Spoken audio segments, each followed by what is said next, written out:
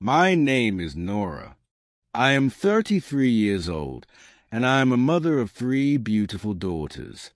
Their names are Emma, Grace, and Luna. They are my whole world. I love them more than anything. Life has not been easy for me. My mother passed away when I was young. My husband left me when our youngest daughter was just a baby. He walked away and never came back. He never called. He never sent money. He forgot about us. Since then, I have been alone raising my 3 daughters. I have no family to help me. I have no big house. I have no extra money. I live in a small apartment in Willow Creek. Every month I pay rent. Every month I worry. I do not have a good job. I do not have a college degree. I do not have many choices. But I am strong. I never give up. I work as a cleaning lady. I do not have a company or agency. Every month I look for homes and offices that need cleaning. I carry my own supplies. Then I work all day and often late into the night. I scrub floors, clean bathrooms, take out trash. Some people are kind. Some people are rude. Some people don't pay. But I do not stop. I clean because I need money. I need to buy food. I need to buy clothes for my daughters. I need to pay rent. I work when I am tired. I work when I am sick. I work when I want to cry. Sometimes I look at my daughters while they sleep. They are so peaceful. They are so beautiful. I touch their small hands. I kiss their foreheads. I whisper, I love you.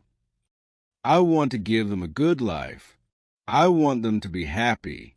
I want them to have everything I never had. But life is hard.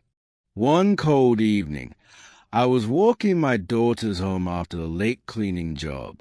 The weather was terrible. The sky was dark. The rain was heavy. The sidewalks were icy. Emma held my hand tightly. Grace and Luna walked close behind. "Mama, I'm cold," Luna said. She was only 5 years old. "I know. Sweetheart," I said, "we'll be home soon." I pulled her closer and wrapped my scarf around her. The street was quiet. The lights were dim. I held my daughter's hands tightly. My hands were shaking. I was nervous. Then suddenly, a bright light, a loud crash, a terrible pain. Everything went black. When I opened my eyes, I saw a white ceiling. I heard beeping sounds. I smelled medicine. I was in the hospital. I tried to sit up, but my body hurt. My head was heavy. My arms were weak. Then I remembered the accident.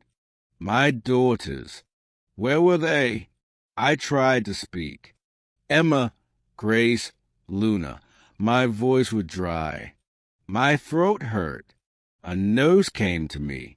She looked kind. She smiled softly. "Don't move too much," she said. "You were in a bad accident." "My daughters," I whispered. "Where are my daughters?" She touched my hand gently. "They are here. They are safe." Tears filled my eyes. I want to see them. A few minutes later, the door opened. 3 small figures ran into the room. "Mama!" they cried. They hugged me. They held my hands. They kissed my face. I started crying. I held them as tightly as I could. The doctor came into the room. He looked serious. He had bad news. "You have a broken leg," he said. "You need surgery. You need time to heal." I felt panic. But I have to work. I have to pay rent. I have to feed my daughters. The doctor looked sad. "You need to rest," he said. Then I remembered something worse. The cleaning supplies I borrowed from a friend were destroyed in the accident. And the worst part, I had accidentally damaged the front of a luxury store during the fall. The owner wanted $20,000. I had nothing.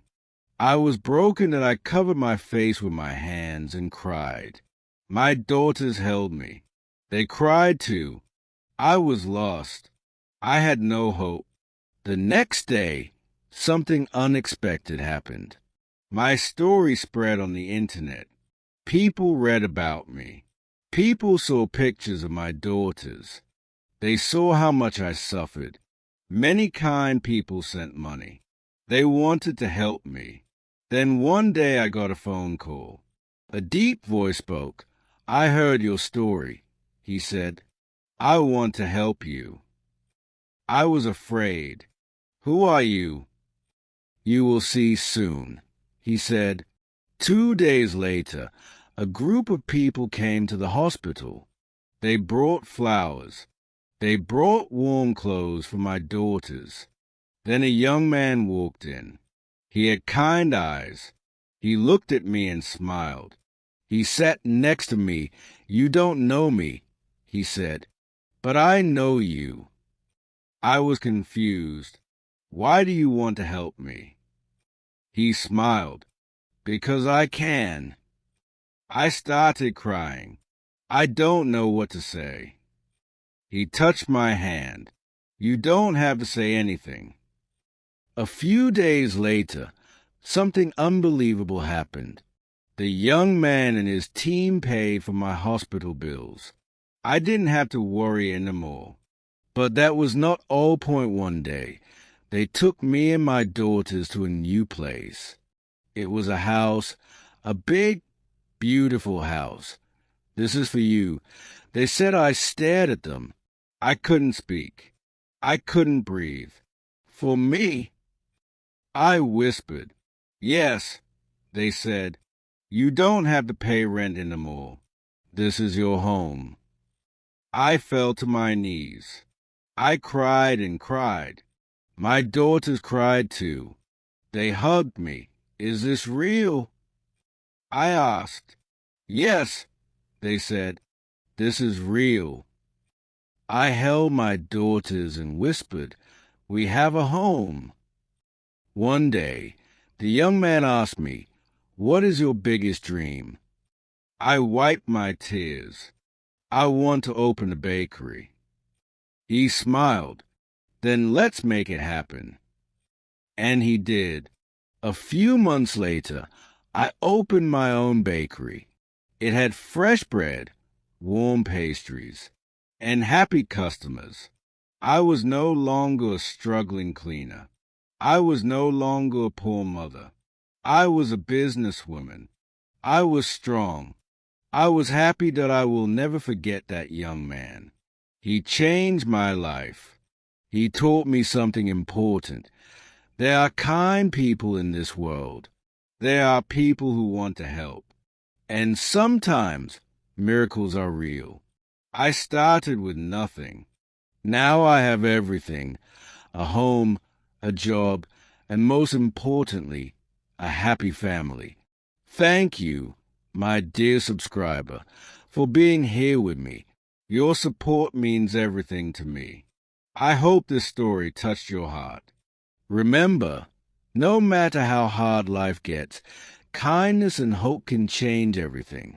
Stay strong, believe in good people, and never lose faith in a better tomorrow.